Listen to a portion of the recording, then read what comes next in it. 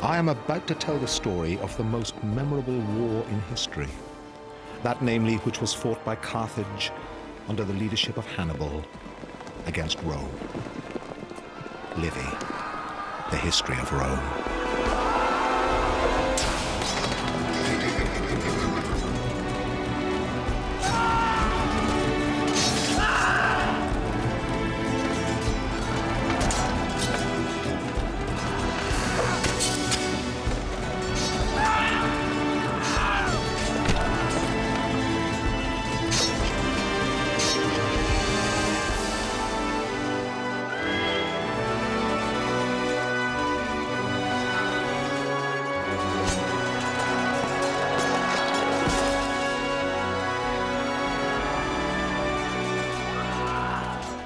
Hannibal the Carthaginian was one of the greatest generals the world has seen.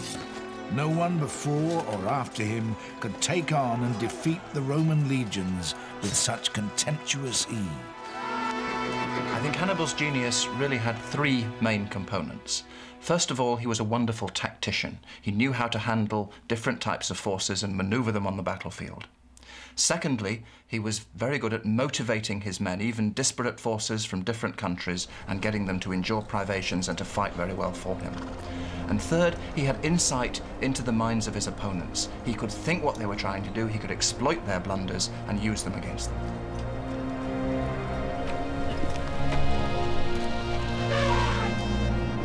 In a campaign that has become a legend, Hannibal marched his forces over the Alps and turned Italy into a battlefield.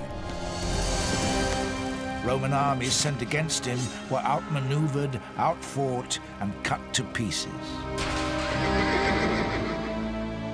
Hannibal was something really quite exceptional as far as they were concerned, and I don't think they really expected to have to deal with a wizard in the way that they had to deal with Hannibal.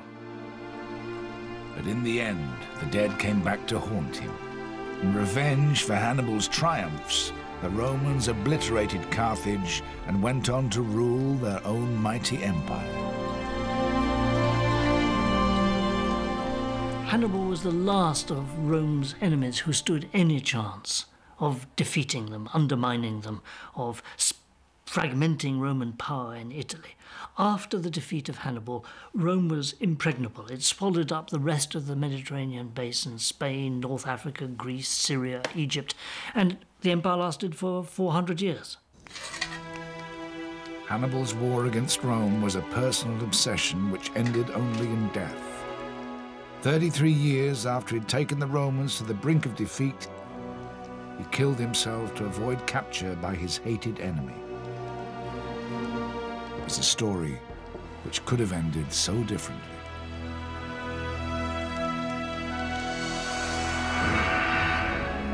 At the start of the 3rd century BC, the political map of the Mediterranean was still in formation. In the west, the contest for domination was between Rome and Carthage on the North African coast. Of the two, Carthage, on the site which is now Tunis, was the more formidable. It had become rich by dominating the trade routes of the Mediterranean and controlled supplies of tin, silver, and gold. In the 3rd century BC, Carthage was one of the richest, if not the richest, Mediterranean power. And there were two bases of Carthaginian wealth. One was the trade, the commerce. The other basis of Carthaginian wealth was the fertile land of North Africa. And in the 3rd century BC, they were exporting wheat. Some Carthaginian wheat reached Athens, for example, and olive oil, and also probably wine. Rome, founded at roughly the same time as Carthage, around 800 BC, was the upstart city. Its power was built not on trade, but on its ruthless citizen army. Rome was a society passionately devoted to war at all levels. Among the aristocrats, you could gain prestige only if you were a victorious general. You could get a triumph only if 5,000 of the enemy were killed in a single battle. And among the lower classes, among the peasants, somewhere between 15 and 50% of young men had to serve in the army, anything from 5 to 7 years. Everyone was concerned with killing, with defending themselves, with violence. Carthage, by contrast, was a sea power which maintained a massive fleet to protect its trade routes around the Mediterranean. These harbours are totally man-made and hidden behind the city walls. 300,000 cubic meters of soil were dug out to make the two artificial harbours. The outer rectangular harbour housed the merchant fleet. This port protected the military harbour. The only way into the circular port was through a narrow passage which, in times of war, could be blocked with chains. These dry docks could accommodate 220 warships at one time, and they enabled the Carthaginians to maintain the fastest fleet in the Mediterranean. A British team of archaeologists discovered some of the foundations of this magnificent structure that is more than 2,000 years old. I'm in one of the 30 ship sheds on the island, and the ships were drawn up from the sea in the foreground up these ramps to stand on them, and the hulls of the ships slid on the timbers here, laid at intervals down the ramp. Now this ramp is of course reconstructed, but it's based exactly on the remains that were excavated here. These timbers were found exactly where they were, just a little bit lower, as charred remains. This is a slightly unusual ramp in that it has a special extra facility of these little chambers or pits. This is in fact a careening ramp where workmen could get down once the hull of the ship was hauled up and careen the ship's hulls or scrape off the barnacles and other incrustations on the hulls. The Carthaginian merchant class were not predisposed to war. Traditionally, they'd used their wealth to hire mercenaries. In Rome, they faced an enemy with a quite different attitude to life. The Carthaginians were a commercial trading empire. They thought very much in terms of profit and loss. They used military forces for benefits. When the costs exceeded the benefits, they were willing to make peace. The Romans were much more a farmer people who took an all-or-nothing attitude. When they got into wars, they expected to win. They would fight on, even in adversity, and when they prevailed, as they almost always did, they would expect the opponents to be utterly subdued. By the time Hannibal was born in 247 BC, the two nations had already been at war. Rome had won, and the Carthaginian merchant class who controlled their assembly had settled for peace. The treaty forced them to give up territories in Sicily and Corsica, and they had to watch their empire shrink further as Rome annexed Sardinia. But more significant still was that the First War had cost them control of the seas. But the Carthaginians were still a threat, and not just militarily. To Romans, they were an alien race from what we would call the Middle East, with strange gods and cruel ways of worship. There were two very important and rather different elements in ancient religion, one of which was to adore a deity, and this was usually done by making a very precious and beautiful statue and putting it inside a beautiful and lavishly built building. And this, of course, is very familiar to us in the form of Greek and Roman temples. The other, which was particularly favoured by the Carthaginians, was to engage in a collective act of sacrifice. We must imagine there was an altar on which animals, and in some cases young human beings, might have been sacrificed. Now we know that this temple in Roman times was dedicated to Saturn, and Saturn is the equivalent of the Carthaginian god Baal, and Baal was the most important god for giving sacrifices, and it was to Baal and his consort Tanit that in Carthage the babies were sacrificed in the sanctuary there. Legend has it that when Hannibal was a boy, he was taken by his father to the temple of one such god, Melkart, and there made to swear undying hatred of Rome. His father, Hamilcar, was from the aristocratic Barca family, soldiers who despised the merchant class for their appeasement policy.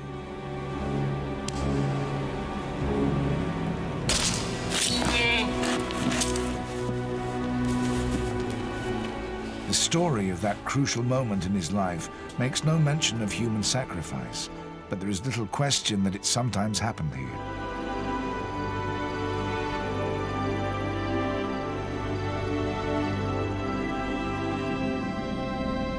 In this sanctuary, archaeologists have uncovered chilling evidence of the part it played in Carthaginian life. Gravestones or steles with inscriptions that actually record the name and age of the child sacrificed and in what cause they died.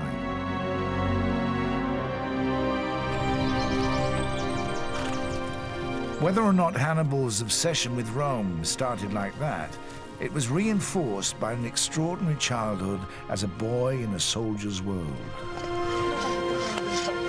At the age of 9, he was taken to Spain, where his father's army was stationed. It would be nearly 40 years before he saw his homeland again.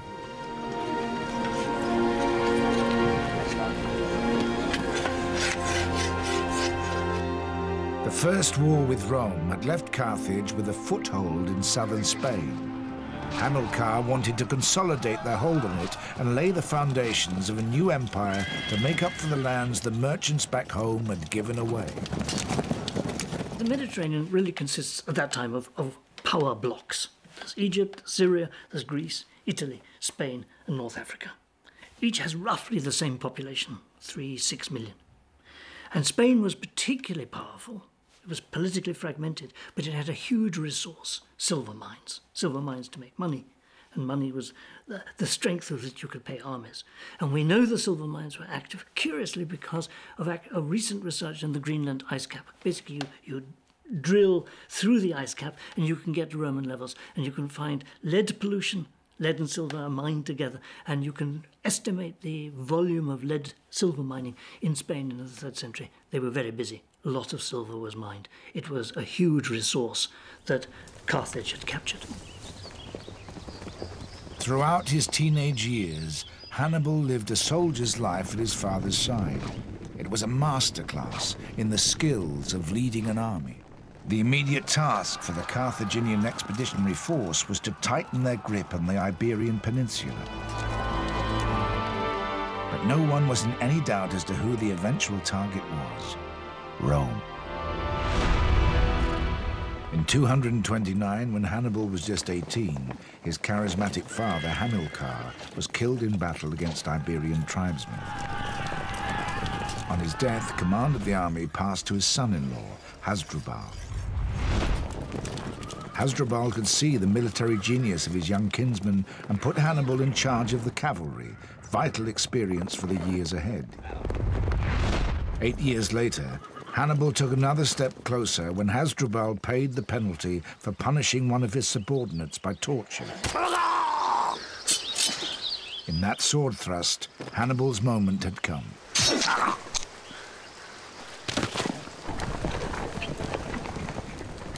His government at home may have had their doubts, but his soldiers had none. The veterans who proclaimed Hannibal commander-in-chief saw him as the reincarnation of his father. He was just 26 years old.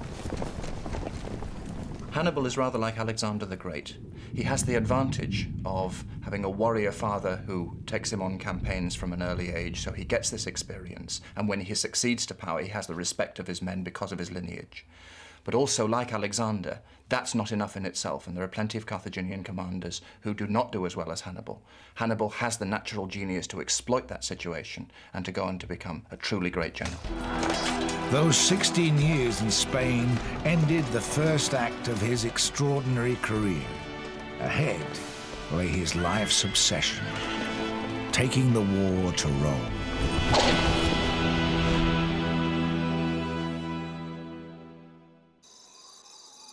Unlike Athens or Rome, Carthage has left few traces. What has been excavated 2,000 years later offers just a few glimpses of its greatness. But at the time Hannibal began his campaign, Carthage was probably the richest city in the Mediterranean, more beautiful than Rome, as refined as Athens. And although it's Rome that is now famed for its engineering, in those days Carthage was streets ahead. We're in this planned city block up on the Byrsa Hill at Carthage, and this is of interest because it dates pretty much from the time of Hannibal, towards the end of his life, and it's a neatly planned rectilinear block designed for buildings in multiple occupation. Small traders and artisans and people who weren't the richest people but had some wealth. I think we must imagine this building as being at least 2 stories high, if not 3 stories high. Appian says, that one of the writers about Carthage, says that there were buildings as much as 6 stories high in Carthage. Beneath the floor of the room and beneath the floor of the courtyard where I am is the water storage facility, and this is one of the most sophisticated features of these buildings. Here is the wellhead from which you could come down and draw out water with your bucket. The Carthaginian water storage system would not have been possible without waterproof cement, which, until recently, was always regarded as a Roman invention. The other feature, where in many ways Carthage was at least the equal, if not ahead of the Romans at this stage, is in the waterproof mortar which lines the side of the cistern. This one is about 7 meters deep, I think, and about 4 meters long, which means its capacity would be about 30 cubic meters. This sophisticated water collection system used in everyday life was the most highly developed in the world. Rome at that time was a city at the head of a confederacy of southern and central Italian provinces. It was growing fast, but was still a long way from being the imperial power it later became. The north had only recently been conquered, and the Gauls who lived there were still troublesome and rebellious.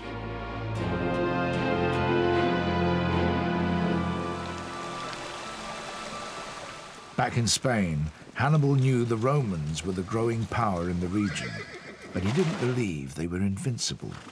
Biding his time, he decided to test his command in the west, far away from Rome's sphere of influence.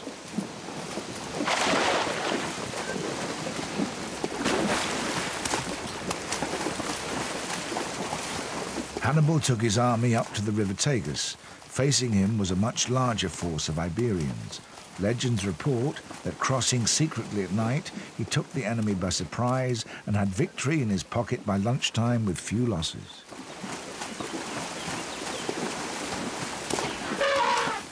Much of the damage was done by Hannibal's elephants, which charged and trampled the Iberian infantry. Elephants were the Carthaginians' special weapon, normally docile creatures. All these were specially trained for war. On the day of a battle, they were fed a diet of figs. This provoked a skin allergy similar to human eczema, which made them bad-tempered and hostile. They were also given alcohol, which encouraged them to charge into enemy ranks. Hannibal wins his first battlefield victory by using the terrain, sheltering behind a river against this massive Spanish tribesman, and also using combined arms, his elephants and his cavalry, to discomfort the enemy infantry. Both of these, the use of terrain and the use of different forces, are foretastes of what is to come later against the Romans. News of Hannibal's victory travelled back to Rome. In response, they strengthened an existing treaty with the city of Saguntum.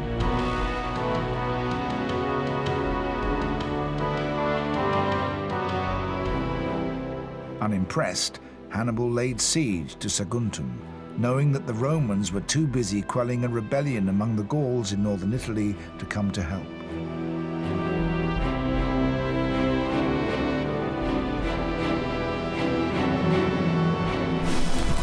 After 8 months, the city fell. The inhabitants were raped and murdered, their possessions looted. The protection of Rome had counted for nothing. Saguntum is important in several ways. It's a key city which Hannibal must take if he's not to have an enemy behind him were he to move against Italy. It gives Hannibal a taste of the problems of conducting a siege, even against a relatively minor city. It was too much for the Romans. They sent ambassadors to the Carthaginian assembly and demanded that Hannibal be handed over to them to face Roman justice. The merchant leaders of Carthage were not looking for trouble. This was a demand too far. They said no, and the two rivals were once again at war. Hannibal was about to spring his first surprise. Instead of waiting for a Roman army to attack him, either in Spain or Africa, he was going to attack Italy direct. His object was to carry the war to Rome itself and destroy them before they could destroy Carthage. The Romans were overconfident. They believed that they simply needed to invade Spain and Africa, win a victory, and the war would be won. They had control of the sea since the First Punic War. They'd seized it from Carthage. That was the normal way to move such long distances. Therefore, the idea that Hannibal would take a large army through unconquered tribal territory over two great ranges of mountains to attack them in their home base of Italy must have seemed unthinkable. But thinking the unthinkable was Hannibal's trademark. His genius was to see that Italy was Rome's most vulnerable spot. Not only was their coalition of Italian towns still loose, but in the north, the Gauls who lived south of the Alps had only recently been conquered and were ripe for revolt.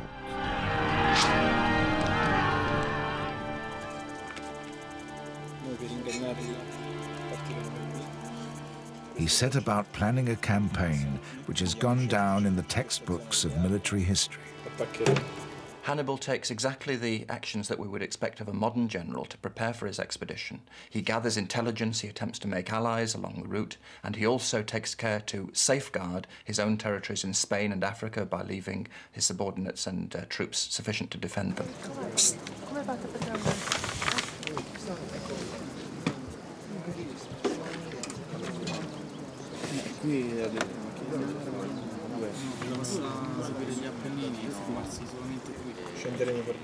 In great secrecy, Hannibal conferred with envoys from Gallic tribes in France.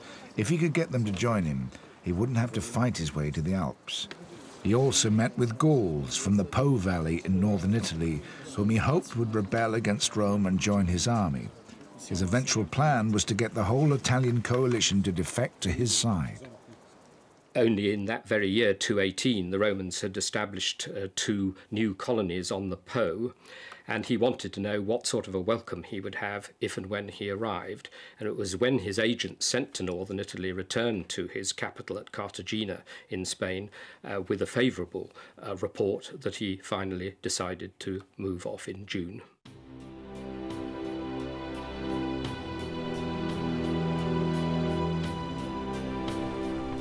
And so Hannibal left Spain with about 90,000 troops and a strike force of 34 elephants.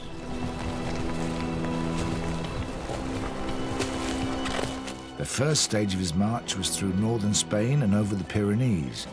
It wasn't long before he ran into trouble. A marching army such as that of Hannibal's is an immensely voracious entity. It's like a moving town. As it goes through territories, especially backward territories, it will eat up all the food, take all the fodder, all the firewood, and leave the inhabitants destitute.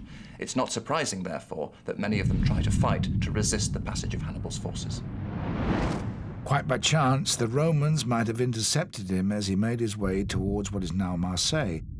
But as usual, his intelligence was better than theirs, and he escaped. Roman dispositions at the beginning of the war show quite conclusively that they had no idea that Hannibal was going to invade Italy over the Alps. They sent one army to Spain and one army to Sicily with the idea of invading Africa. Indeed, it wasn't until the army destined for Spain came to anchor near the mouth of the Rhone that they heard that Hannibal was on his way. And the first news they had was Hannibal was crossing the Pyrenees, whereas in fact, of course, Hannibal was crossing the Rhone a few hundred miles north of where they were. But he paid a price for eluding them. The elephants were terrified of the fast-flowing Rhone, which is between 200 and 500 meters wide at that point.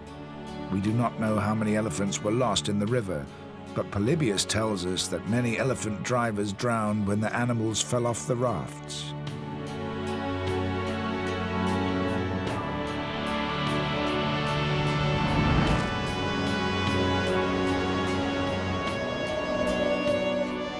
Over 5 months had passed since he left Spain, and it was autumn when he began to climb into the mountains.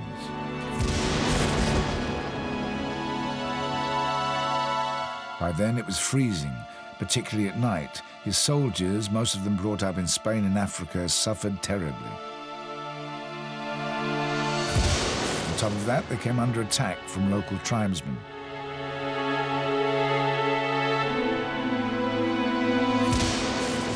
Most of the elephants died during that crossing of the Alps.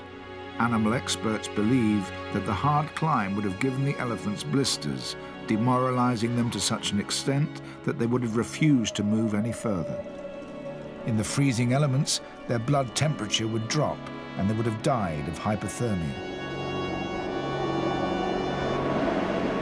I think it's amazing even now to think how an army could have crossed the Alps. And Hannibal didn't just take the easy way along the coast road. He went 300 kilometers from the Marseille coast up to Grenoble and through the Alps in late autumn with his army, with his elephants. He had some allies, but he also had hostile tribes to go through. And suddenly to arrive in North Italy near Turin. Wow, the Romans must have been just amazed. I don't think they had any idea that this would happen. But Hannibal's army was in poor shape. Tens of thousands of men and thousands of horses had died on the journey to Italy.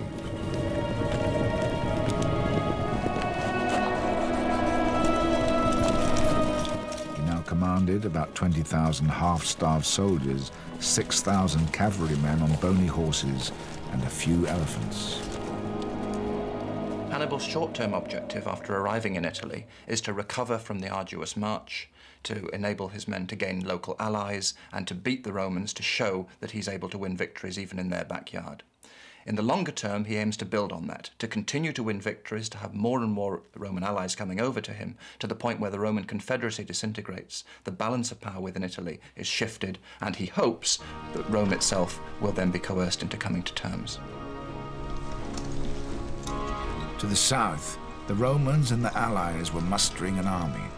They had an estimated 750,000 men to choose from, outnumbering the invader 30 to 1.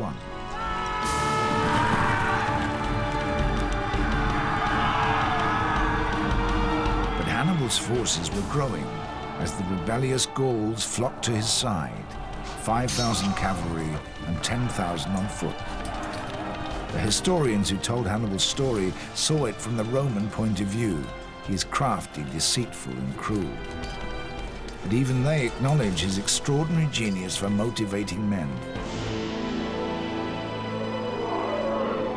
Livy tells the story of how he converted this exhausted crew of mercenaries, regulars, new recruits, and hangers-on into a fighting force. With so many languages under his command, plain words were useless. Instead, he set up some unmistakable theatre. Livy describes how prisoners of war taken in the Alps were given an option: fight for freedom or be slaves for life.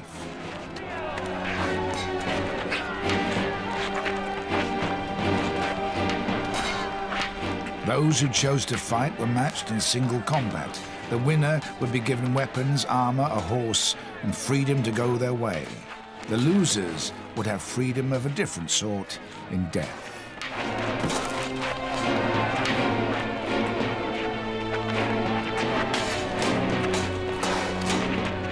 The message to his army was clear.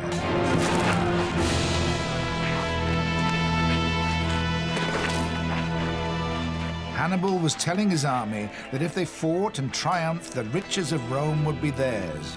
If they died in battle, they would be spared further ignominy. But if they did nothing, only the misery of slavery awaited them.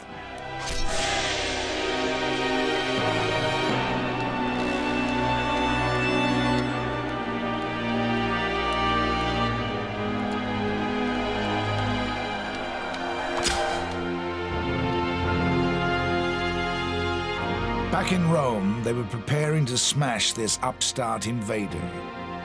Each year, the people elected 2 consuls with equal powers. Their office gave them the right to raise and lead an army. It was a chance to make their name immortal. Every Roman general needs a victory. And if you win, it's the glory for you and for your family forever. And if you lose, well, that's tough. One of that year's consuls was Tiberius Sempronius, an inexperienced commander. Hannibal prepared for battle near the Trebia River, while Sempronius was rushing north with an army of 40,000 men.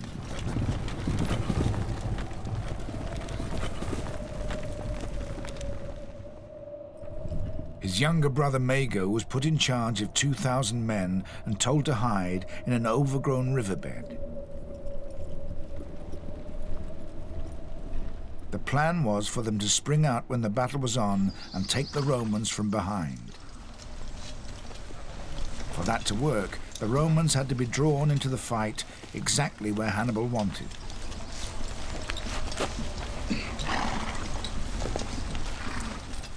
He ordered his troops to breakfast early.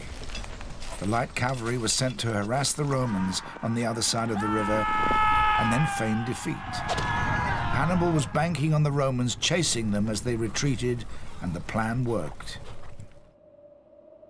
By the time the Romans had crossed the icy Alpine River and formed up on the other side, they were already at a disadvantage.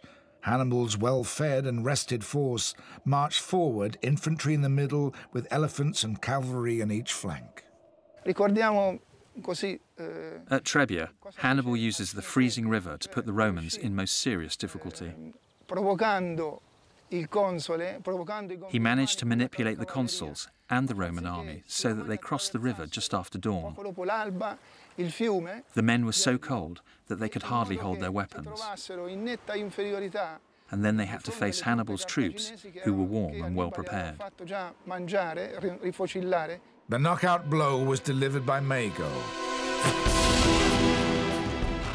At the crucial moment, his troops charged out. The Roman legions were surrounded and their fate sealed.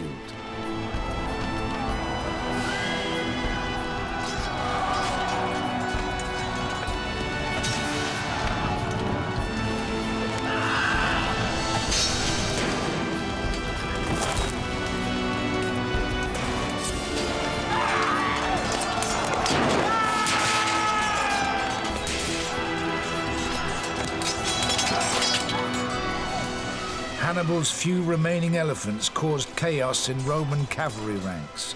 The smell of the elephants made the Roman horses panic and bolt. In fact, the Battle of Trebia was the last time elephants played any significant role in Hannibal's Italian campaign. But the little they did was enough to enhance the message that went back to Rome. 20,000 Romans died that cold winter's day. Hannibal wins the Battle of the Trebia by a combination of tactics which are characteristic of his generalship. He makes sure that the Romans are fighting on an empty stomach. He has ambushers who come out behind the Romans at the critical moment, and he uses his cavalry and his elephants to encircle the Roman army and all but annihilate it. The effect of this on the Romans is that they are shocked, of course, to see that their main army has been defeated, but they have plenty more forces, and it does not initially dent their resolve to confront Hannibal and beat him the next time.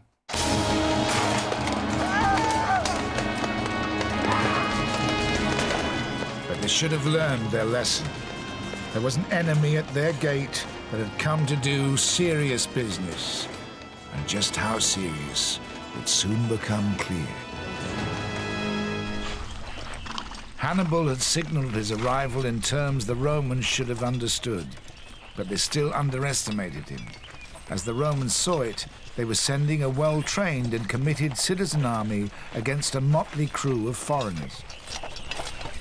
One of the greatest measures of Hannibal's generalship is that he wins his victories not with an army that's followed him for many, many years, that's composed exclusively of veteran troops, but one that's made up of many different nationalities, many of whom have been with him for only a short time, who don't speak the same language, and he welds them very quickly into a partnership that can achieve victories against the much more cohesive, better equipped Roman forces.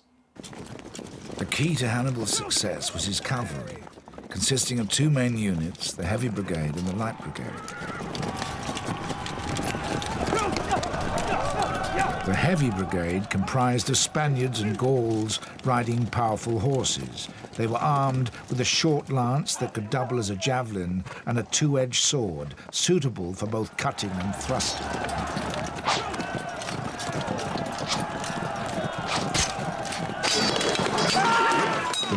Numidian horsemen from North Africa formed the Light Brigade.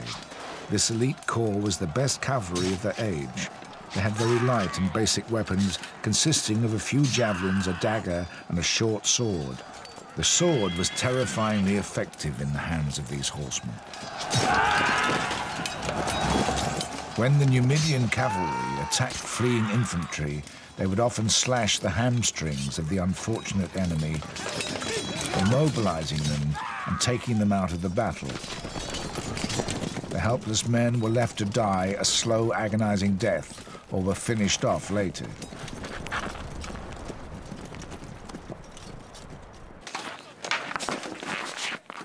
The Romans feared these men, known as the slingers.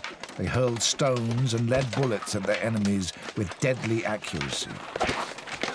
They would open fire in the early stages of any conflict, withdrawing to join the light infantry before the major engagement took place.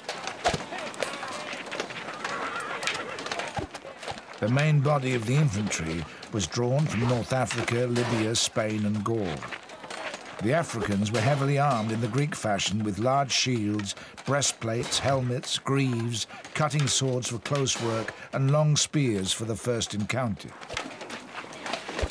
The Spanish troops used a short double-edged sword, equally useful for cut and thrust. Some of the men also carried a curved saber.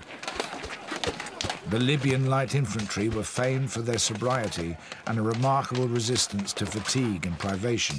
They carried the bare minimum of weapons, a few javelins, a dagger, and a small shield called a cetre. The Gauls were fierce fighters. Hannibal used them as shock troops for the front line for his infantry, and they suffered the heaviest casualties. Many of Hannibal's men now trained with Roman swords. At Trebia, Hannibal had seen how good they were for hand-to-hand fighting. He wasted no time in collecting them up and issuing them to his infantry. Such was the army that Hannibal led across the Apennine Mountains in the spring of 217 BC. There were two possible routes through the mountains. The Roman consuls for that year, Flaminius and Geminus, each took an army to meet him. Their plan was to maneuver Hannibal into a position where both the armies could engage him at once.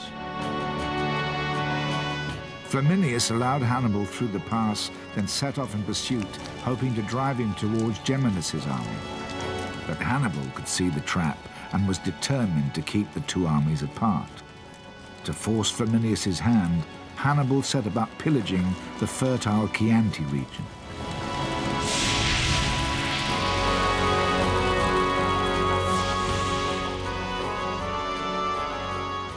As soon as Hannibal saw Lake Trasimene, he knew it was the perfect location for an ambush. 2,000 years ago, the water level was higher than it is today. This path, called by locals Malpasso, Bad Step, was almost at the water's edge. Malpasso was the only way through a small valley surrounded by steep hills on one side and the lake on the other.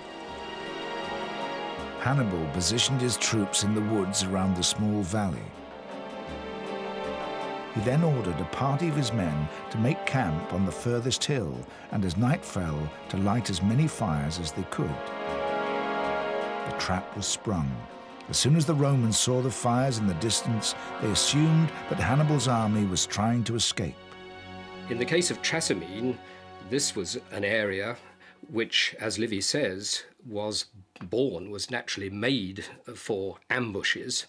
The trick here was that no general really expects to be ambushed when he's in command of something like 25,000 men, as Flaminius was.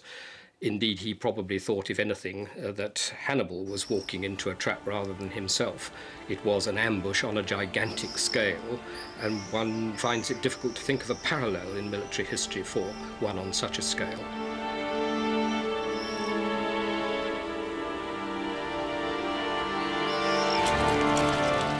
At dawn, Flaminius set off in hot pursuit of the lights he'd seen the night before. 20,000 men and 5,000 horses marched 2 by 2 down the narrow path into the valley.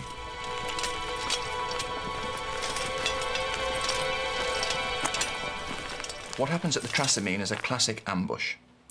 Flaminius, with a sizable army, is pursuing Hannibal, who he thinks is fleeing. Flaminius is hurrying along the shore of the lake to catch up and force a battle and hopefully win.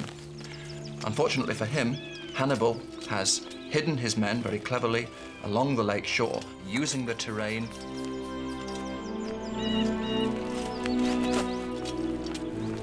Incredibly, Hannibal's army of 35,000 men waited silently as 25,000 Romans filed past just meters away. Among them were Gauls whose families had been massacred 2 years before by an army under Flaminius's command. They were itching for revenge. The Carthaginian cavalry sealed the trap by blocking the end of the path. When Hannibal was ready, he gave the order to attack.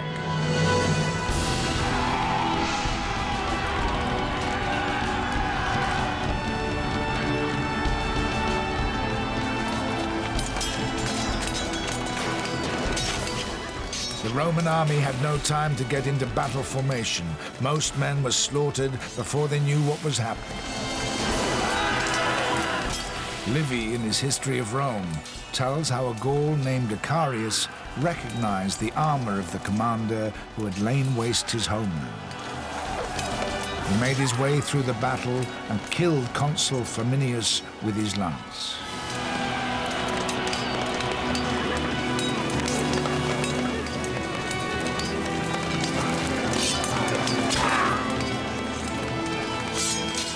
Neither his corpse nor armor was ever found. News of the ambush reached Geminus too late. He sent 4,000 men to help, but they were cut off and destroyed. The remnants of Flaminius's army were driven back by Africans, Spaniards, and Gauls to the shores of the lake. Unable to retreat any further, they were massacred in the water or drowned under the weight of their armor. More than 16,000 Roman soldiers died at Trasimene.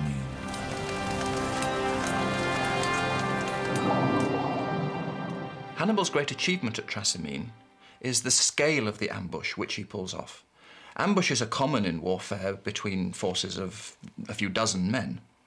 What Hannibal does is to conceal an army of several tens of thousands on a hillside and to enforce such discipline that they do not give their presence away by noise, by a premature attack, despite the nerves they must have felt.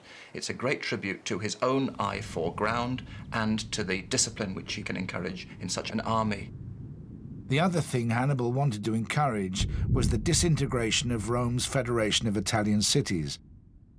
Because it wasn't happening as fast as he expected, he gave orders that prisoners of war should be treated leniently, as long as they weren't Roman. We are told that he released his Italian and Latin allies, telling them to go home and tell their fellow countrymen that he had not come to Italy to fight them, he'd come to fight Rome on their behalf. And this suggests that the linchpin of his strategy was to try to win over Rome's allies to his side, in effect to fight Rome with her own strength.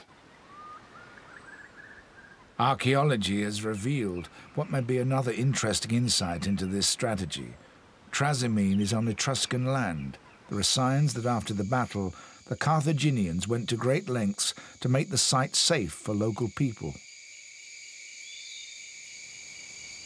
In the 1950s, a series of ditches cut into the landscape were discovered. This one has been restored to its original condition. Archaeologists believe these ovens were part of a system that Hannibal devised for burning the thousands of corpses, which would have caused epidemics if left to rot. These are some of the cremation ovens. They're of a truncated cone or ovoid shape, 5 or 6 meters deep, with a diameter of 4 or 5 meters. According to the archaeologist Susini, they were used for burning the bodies of soldiers who'd fallen in battle. The Carthaginians used a simple method.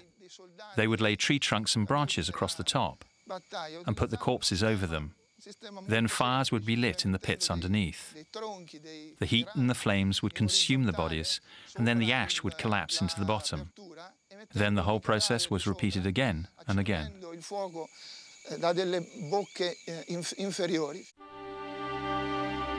For Rome itself, there was no comfort.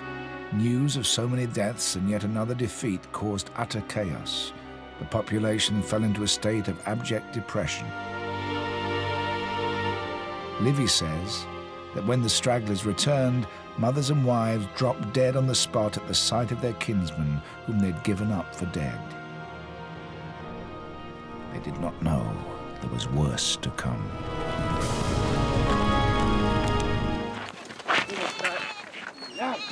Hannibal's main problem by now was feeding his army. There were farms to raid and crops to steal, but despite his victories, Rome's allies were not all defecting to his side. And he now faced an unexpected development.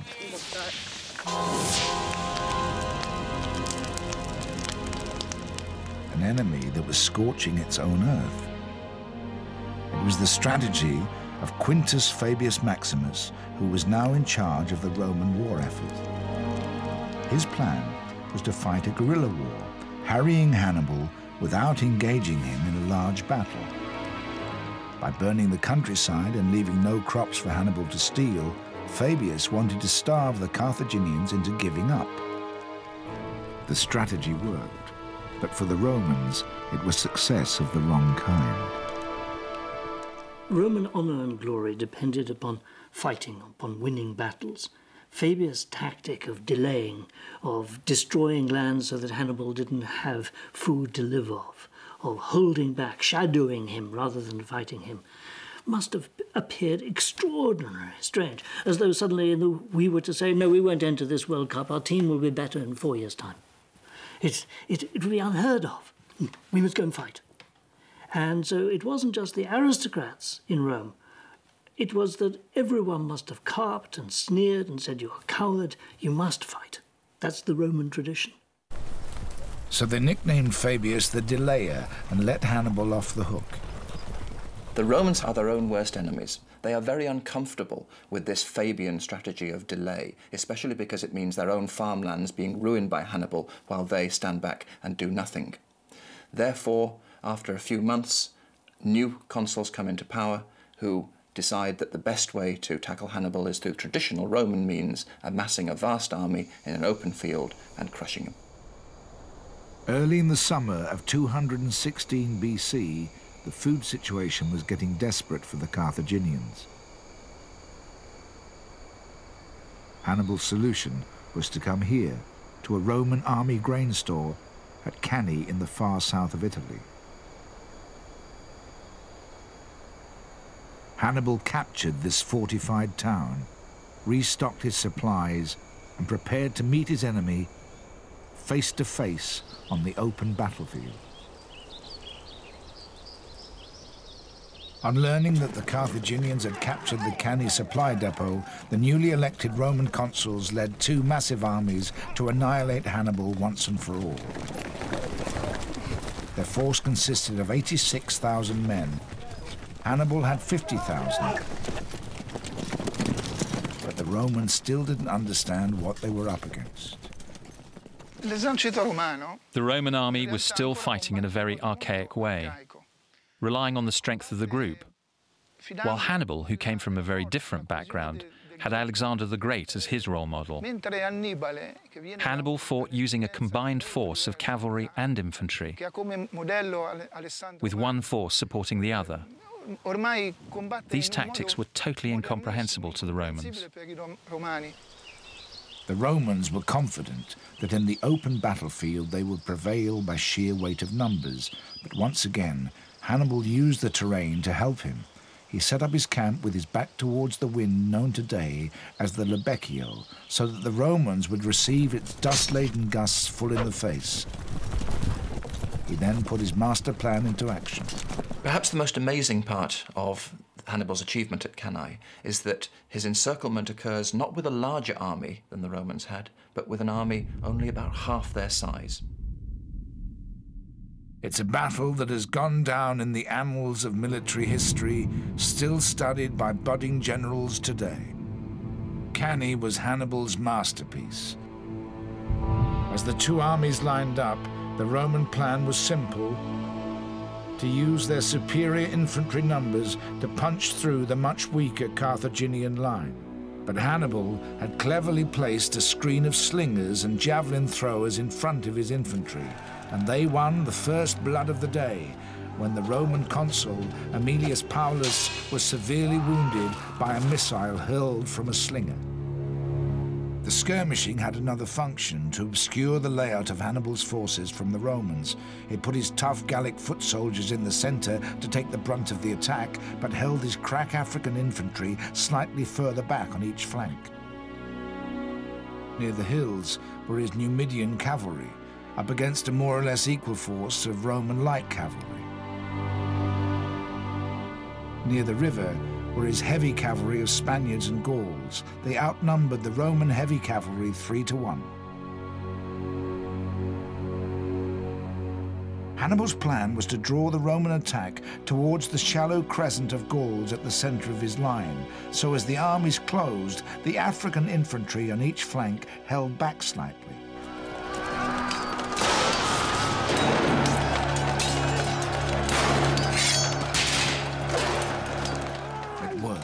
The brunt of the Roman advance was taken by the Gauls in the center, just where Hannibal wanted it. Over near the hills, it was stalemate. The light cavalry squadrons were evenly matched.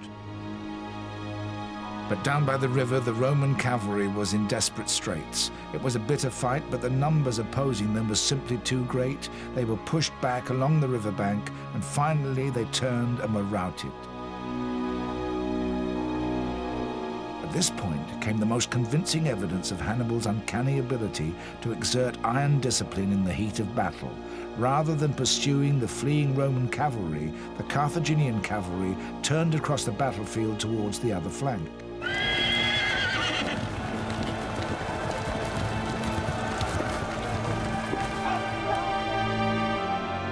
In the main infantry battle, the Romans in the center appeared to be winning. Hannibal's crescent formation flattened out as more and more Romans were drawn towards the weak spot in his front line. But on the flank nearest the hills, the Roman light cavalry saw the Carthaginian heavy cavalry coming across towards them. Fearing that they would be trapped, they turned and fled. The Numidians followed them to make sure there was no rally. But Hannibal's plan was working.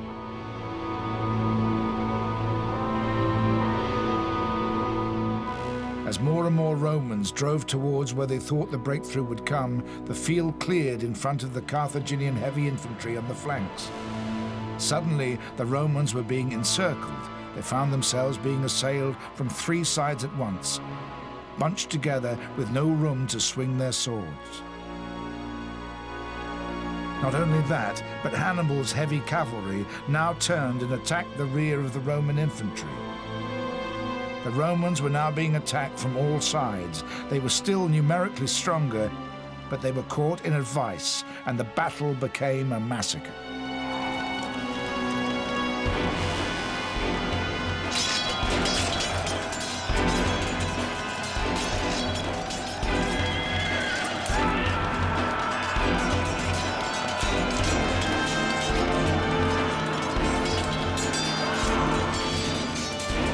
"55,000 Romans were slaughtered, with men dying faster than in the Battle of the Somme."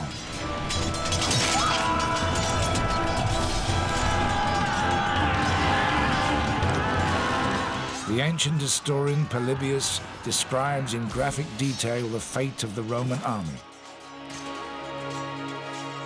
As the outer ranks continued to fall, the rest were gradually huddled in and surrounded. They finally all were killed where they stood. While this murderous combat was going on, the Numidians, following up the fleeing cavalry, killed most of them and unseated the rest. Polybius, The Histories. On that day, around 60,000 Romans perished. Both consuls died, as did all the officers. And so it was. An entire generation fell on the battlefield at Cannae. This small memorial is all that commemorates one of the greatest battles of all time.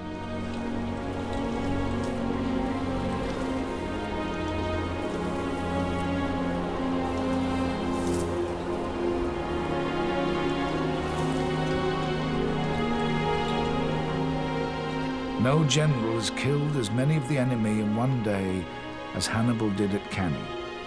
55,000 Romans were slain and 19,000 were taken prisoner. Hannibal lost 5,700, 4,000 of whom were Gauls.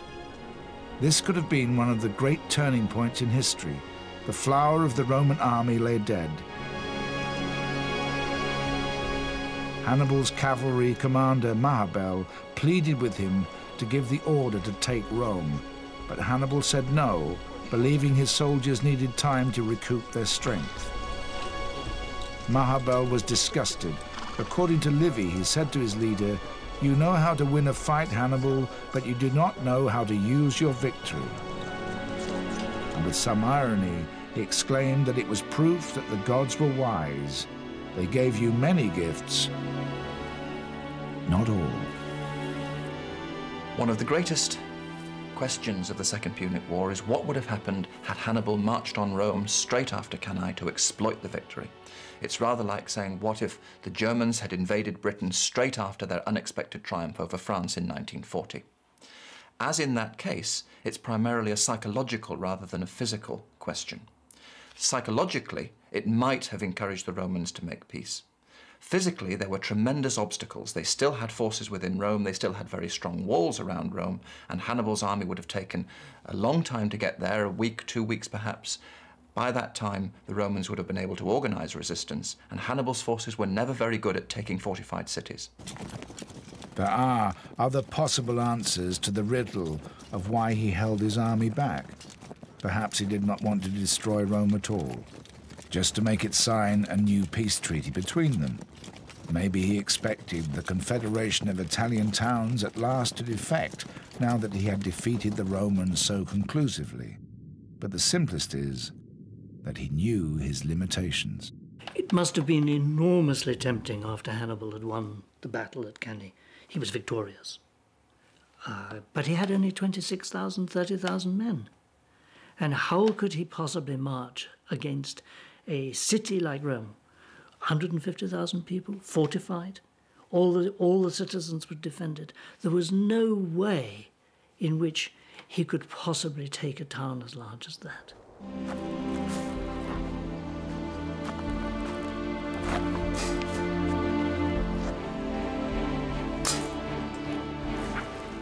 The siege may have been unproductive, but Hannibal had other plans. According to Livy, he ordered his troops to take all the rings they found on the fingers of dead Romans and put them in a sack. The sack was given to Mago, Hannibal's youngest brother. "Deliver them to the Carthaginian Senate," said Hannibal, "with a message from me."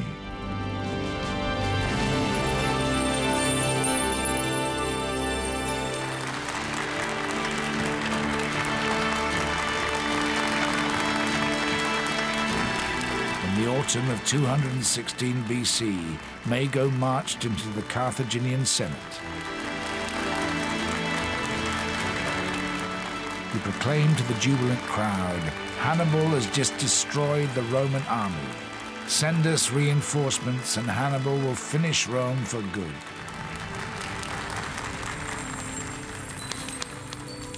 To prove his point, he poured the thousands of signet rings that had been hacked from the fingers of dead Roman soldiers onto the Senate floor.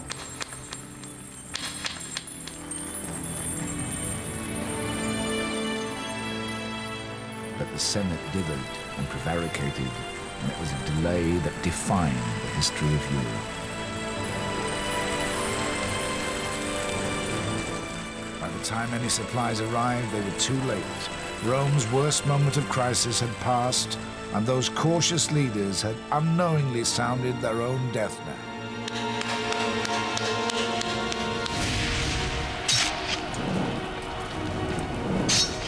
The before long the Romans would wipe Carthage off the face of the land.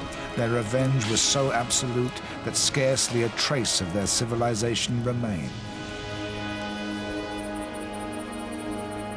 More than 2,000 years later, archaeology has dug some clues out of the ground. But above ground, just one building outside the city is all that's left to give a sense of what the world has lost. This is the only building in North Africa which has stood from Hannibal's time to the present day. And this is the tomb of a local chieftain, a guy called Ataban. He was alive almost exactly at the same time as Hannibal. So this is a monument that Hannibal himself would have been very familiar with. It's very interesting as a piece of architecture because it shows exactly the mix of cultures that the Phoenicians, the Carthaginians, took in their architecture. It looks quite Greek. I mean, at once one can see the fluted columns on the second story of it, Ionic columns there, lifted directly from Greece, and the whole masonry of it, the rather finely cut stone blocks, and particularly the alternation between the very tall courses of stones and the rather squat, thin ones, this is Greek. But then there are also other elements here which are Egyptian, and in particular, on the ground floor here, there are these capitals in the corner which have a little volute, and just above, instead of a normal cornice, there's a hollowed out cornice, which is very much a feature of Egyptian architecture, as found on Egyptian temples. And at the very top of the whole thing is a lion on top of the pyramid, symbolizing the sky.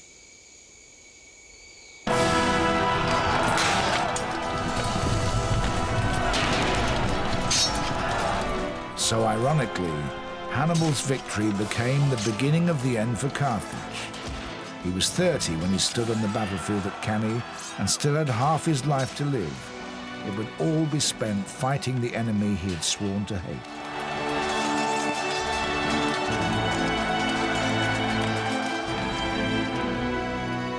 The time would come when he would look back on his life and realize that for all his brilliance, he had failed. After the disaster at Cannae, the Romans' first decision was to put Quintus Fabius back in command.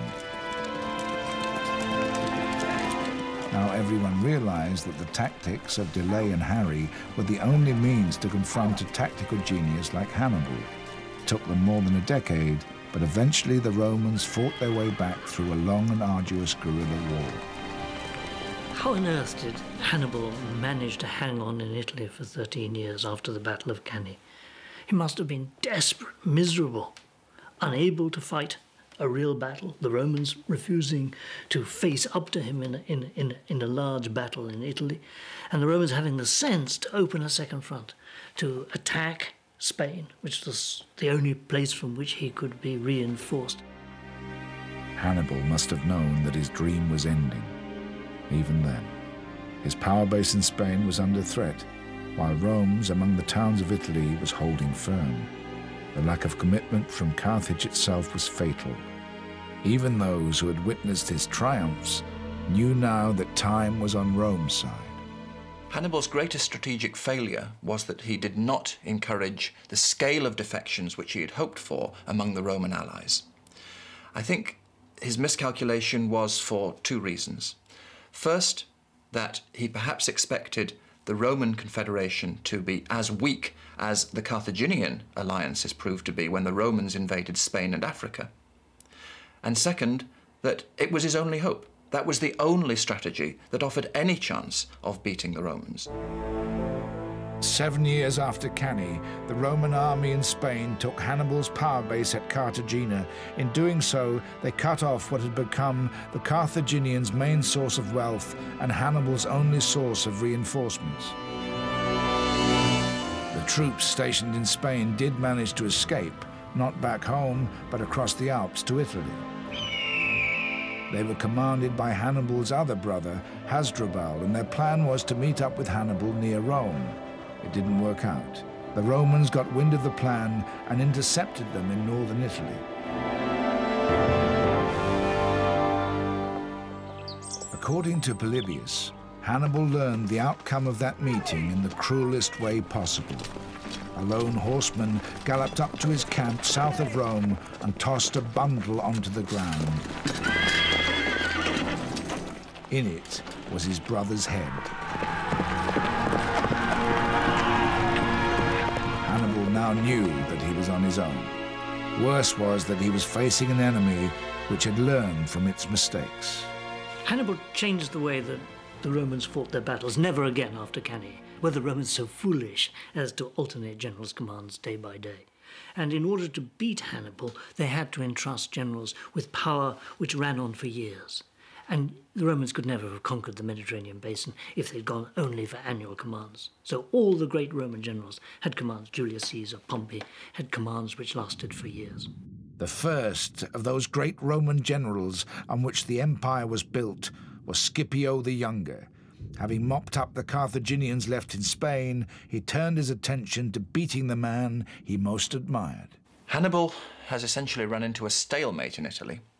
But in order for Carthage to lose the war, the Romans need to break the Carthaginian monopoly on good generalship.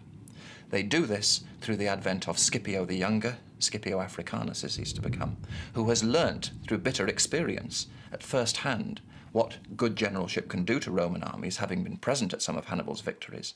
And in Spain, and then later in Africa, he uses his own genius to do the same to the Carthaginians as Hannibal had earlier done to the Romans. Scipio decided to ignore Hannibal's base in southern Italy and take the war to Africa. He knew this would eventually force Hannibal to abandon his long campaign and return home to defend Carthage. On the eve of the decisive battle, the two generals agreed to meet. Livy records, When Hannibal met Scipio, here met the greatest generals not only of their own times, but of any to be found in the records of preceding ages.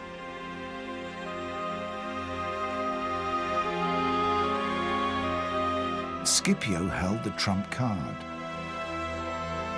He'd done a deal with Hannibal's Numidian cavalry. For the right money, they'd agreed to change sides, and Scipio needed time for them to arrive from Libya.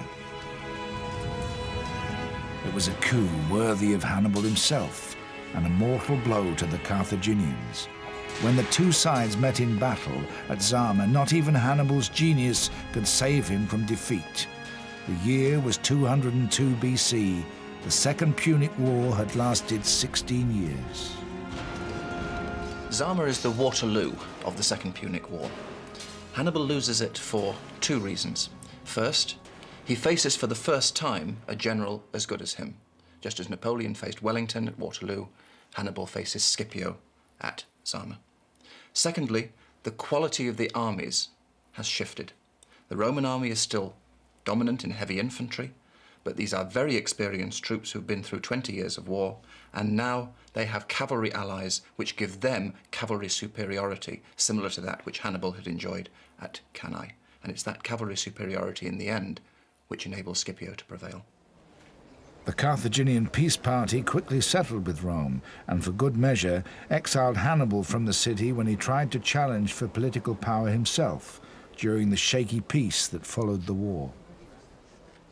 The immediate reason for Hannibal's exile from Carthage was a combination of his involvement in politics and trying to stamp out corruption, thereby making enemies, and Roman pressure on Carthage, because of course they wanted to make sure there was no resurgence of Carthaginian power under a great leader like Hannibal. Rome, for its part, went from strength to strength. It was Hannibal's tragedy that his long feud with Rome would end in his own city's humiliation and the greater glory of Rome. Rome's war with Hannibal marks a watershed in the evolution of the Roman Empire. Basically, before the war with Hannibal, Rome wasn't a power in Italy. Afterwards, it had Spain, it had a subservient North Africa, doubled its revenues from the taxes that the defeated Carthaginians paid to Rome. And because Hannibal had tried to make an alliance with North Greece, Rome immediately had defeated Carthage, turned its attack on Greece. So this was the beginning of Rome's domination of the whole of the Mediterranean. But even in exile, Hannibal never gave up. As Rome expanded its power into the eastern Mediterranean, he offered his services to whoever would take the Romans on. They, for their part, pursued him relentlessly. Hannibal was still capable of generalship, and he was actually able to advise the opponents of Rome in the eastern Mediterranean long after the Second Punic War. So it's not surprising that the memories of the events of the Second Punic War would predispose them to want to put an end to this great opponent. One place in which he fetched up was Bithynia, which was fighting a war with the Roman client state of Pergamum. Even then, in the last years of his life, he could still demonstrate the brilliant inventive mind that had terrified the Romans.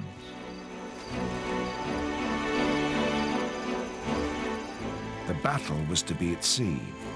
It occurred to Hannibal that in ships where oarsmen were naked, and that even the marines had little clothing, nothing could be more fearsome than the explosion on board of bombs of poisonous snakes.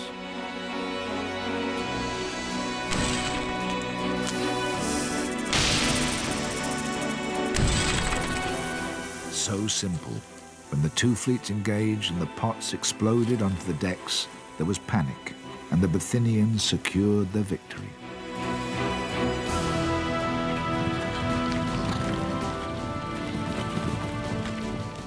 Romans did not ignore warning signs like that. On hearing of Hannibal's involvement in the battle, they sent an army to capture him. Eventually, he was cornered in the Bithynian village of Labissa. Hannibal was 63. The soldiers of the enemy he'd fought all his life were taking up positions round his villa. He knew their plan was to take him prisoner and take him back to Italy as the centerpiece of a Roman triumph. It was a humiliation he could do without.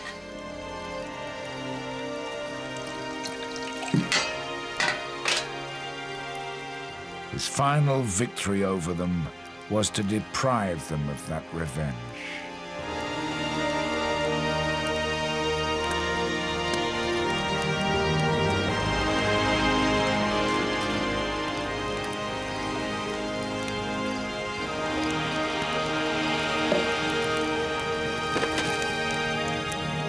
According to Polybius, Hannibal's last words were, "Let us relieve the Roman people of their long anxiety, since they find it tedious to wait for the death of an old man." In retrospect, of course, you can see that Hannibal failed. But my God, what a glorious failure. He took an army from Spain, marched through the south of France, went across the Alps into Italy, won 3 glorious battles, and his name survives. You know, this was a great general. Okay, he didn't conquer Rome, but he tried. Hannibal's death wasn't the end of the matter for Rome. They may have seen Carthage's continuing ability to trade as a challenge to their supremacy, but that was no reason to destroy it. What they couldn't live with was the memory of their humiliation at Hannibal's hands. The only way to exorcise it was to obliterate it completely. Romans are a destructive, conquering nation. They conquered the whole of the Mediterranean by violence, by killing people, by war.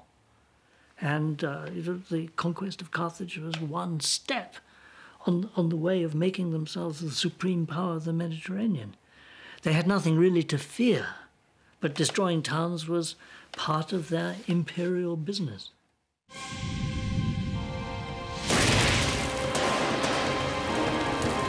35 years after Hannibal's death, the Romans laid siege to Carthage. It took them 3 years to finish the job. They entered the city, murdered 450,000 people, and then burned it to the ground. The ruins were ploughed over to express the final destruction. A curse was invoked with great solemnities upon anyone who might attempt to rebuild it. Of all that befell the Romans and Carthaginians, good or bad, the cause was one man and one mind, Hannibal.